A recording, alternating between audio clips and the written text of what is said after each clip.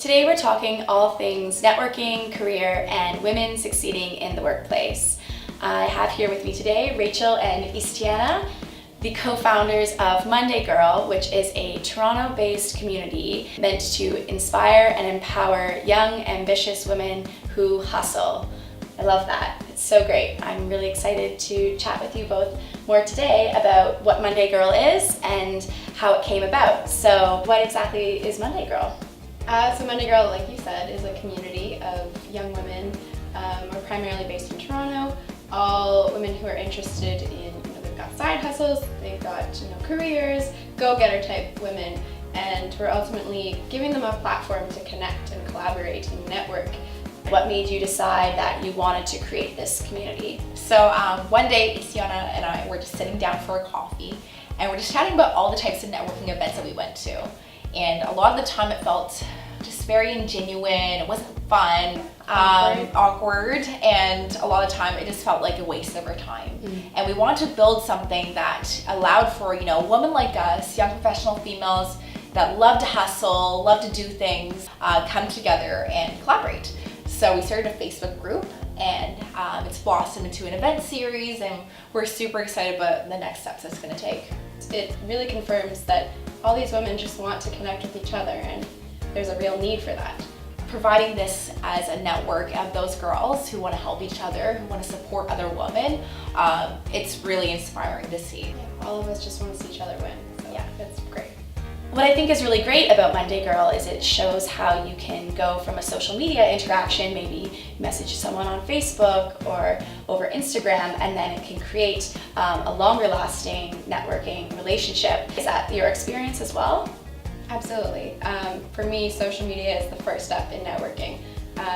Immediately when I want to connect with someone, I'll go to their Instagram, I'll send them a DM. It's just super chill and casual, and it takes kind of the pressure off. And then we'll go maybe for coffee and meet in person, but it's always like the first step. It's easy, and it's a great way to kind of first get to know them.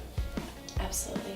So can you explain the different ways that young women might be able to engage with Monday Girl, whether it's on Facebook or in person? So ultimately, our core is our Facebook group, and that's where people are posting, advice, questions, jobs, and connecting, and that's where all the engagement happens, which is awesome. We also have our Instagram, social media, of course, and then most importantly, our events. So we do crazy, big, fun events where everyone gets together, dresses up. There's speakers, inspiring speakers, learning, and then we also do little smaller ones for their workshops, and we're learning and engaging and connecting with each other. Most recently we did one called the Slumber Party, which is actually in collaboration with Rethink breast cancer. We wore PJs, got really comfortable. You were a wonderful speaker at it. It was amazing. I really loved that. It really, took the pressure off networking. You're all hanging out, having a good time, having snacks, and learning from each other and making new connections, which is really amazing.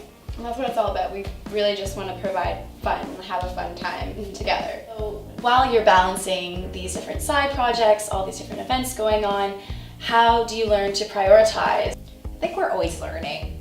Yeah, I think planning and organization is key to doing anything, especially with side hustles and running Monday Girl for us. We're both obsessed with our planners. We're constantly writing things in, scheduling things in, and if you stick to your schedule and you set priorities and goals and whatever it is, that structure is what will keep you sane and make it work. True balance is not possible, but what we can definitely see is that if you learn to prioritize and really stick to your planner, it makes things a lot easier. But we've had to say no to so many things. You get to a point where you just can't say yes to everything. We're not superwomen, no one is. And don't be afraid to say no, because when one door closes, another door usually opens. Opportunities will always come in the future, so you're never saying no forever. Right. Do you have any advice for young people who are early on there in their career and they're trying to show that they're really hardworking and deserving of maybe that promotion or that opportunity? Sometimes there's this idea that millennials aren't hardworking. Is that the case? Do you see that? We don't, because we surround ourselves with a group of women that are incredibly hardworking and they want things and they're going after the dreams. So surround yourself with the people that are going to motivate you, because if you feel yourself being, not motivated, take a look. Who are you surrounding yourself with? That's the first step, I think. And the second important thing is constantly having a mindset of value giving. So whether you're, having a coffee chat with someone, you're not just talking about yourself and you're not just interested in what can I get out of this. You're thinking about, how can I help them? Because if they feel that you are giving to them and you're offering value to them, most likely in the future they're going to give you something back that is amazing.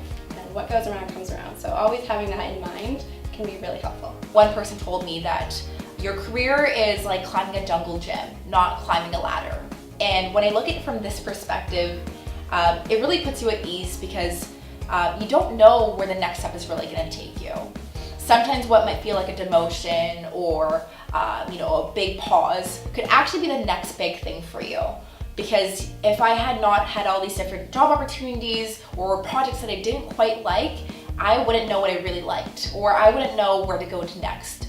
And it's probably because of all these little pauses that I've had that it's allowed for me to think about my side hustles. So really taking advantage of that and showing initiative wherever you go, even if you're not 100% enthusiastic about it, that's going to reflect so much in your character, that's going to reflect in your network, and that could be the next big push for where you're going to go next. So do you have any kind of takeaway tips for young people or people who are just getting started in their career, ways that they can network and expand their professional connections? I definitely recommend volunteering. That's, I think, a huge spot for you to meet like-minded people who really care about, the cause that you're supporting. And things like Rethink breast cancer, where there's such a supportive, amazing young group of people. I think it's so incredible, and that's a really good first step. 100%. So always looking for opportunities in every single person you meet. When you're just starting out, you don't necessarily have this amazing portfolio yet. And so for me, when starting my business, I did months of free work and I was just offering as much value as I could. And eventually I got to a point where I had the portfolio and I could I had these relationships and I could book these amazing clients and things like that. So just going back to the giving value as much as you can, doing things for free, and you'll get there. I think that reaching out via social media is a great tool, whether it be LinkedIn, where you can search people up by company or job, or be Facebook, where you see a friend of a friend posting about their cool new company.